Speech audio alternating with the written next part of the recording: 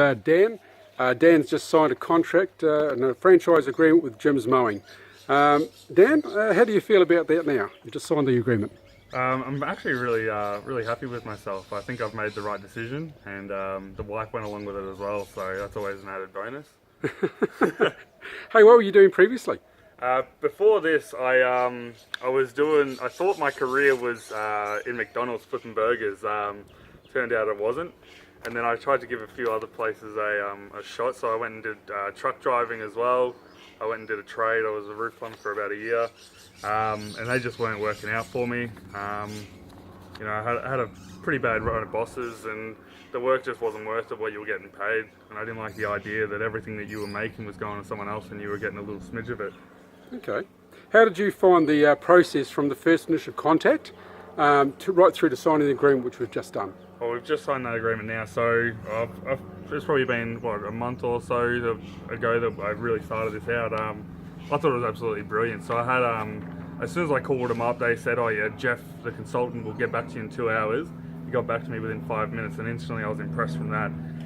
So he came over to my place and we had to talk through it, and any questions that I had, I asked him, and he was able to give me an answer for each one of them. So I thought the process was absolutely brilliant. I went to the training course, asked every question I possibly could.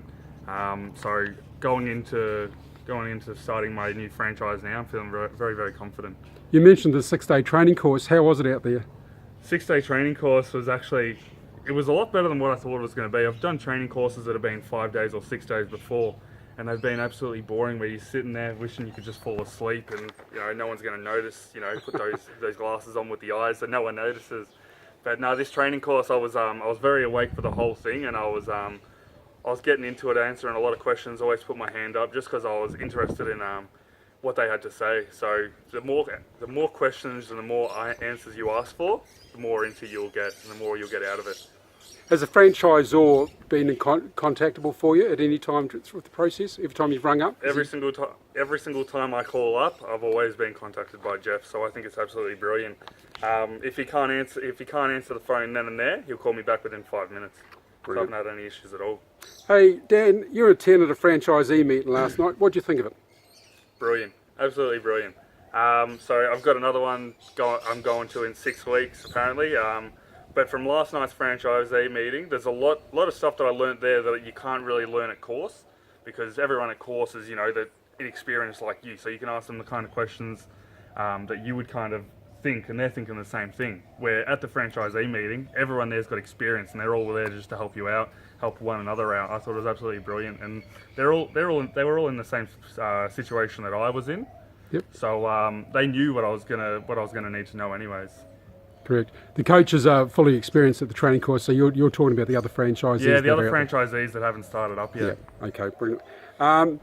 You asked a few questions last night at the meeting over ride-ons and self-propelled mowers. How's that? So I got into it, as I said before, with the class that I went to, the 6-day class. The more questions you ask, the more you get out of it. Yep. So I figured I'd take that same thought process and put it into the franchisee meeting, and I did the same thing. I asked every single franchisee in the room what they thought the best mower was, what I should go for, self-propelled or push, or I asked all these questions, and I got all the answers, and I got a lot out of it that, as I said, I probably wouldn't have got I wouldn't have known if I didn't go there. Fantastic. And finally, Dan, do you have any regrets? Yeah, I do actually. The only regret I have so far is I regret not looking into this sooner. I'm only 24 years of age, so most of you guys will probably have a laugh at that, but honestly, I wish I had looked into this sooner, because this looks like a really good deal. Fantastic. Dan, I'm going to put this up on our Mornington Peninsula Facebook page and YouTube. Do you have a problem with that? No, absolutely not. Okay. Thanks, Dan, for your time. Brilliant.